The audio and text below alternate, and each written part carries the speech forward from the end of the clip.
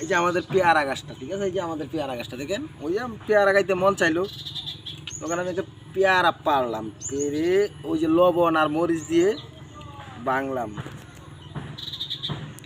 এই যে লবণ আর মরিচ দিয়ে এই পেয়ারাটা তখন কাটলাম, এটা বাগ গলাম করে ওই যেভাবে নিয়ে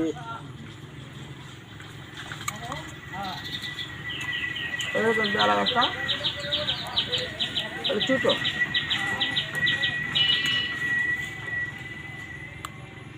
শর্ট এই যে এই পেয়ারা শর্ট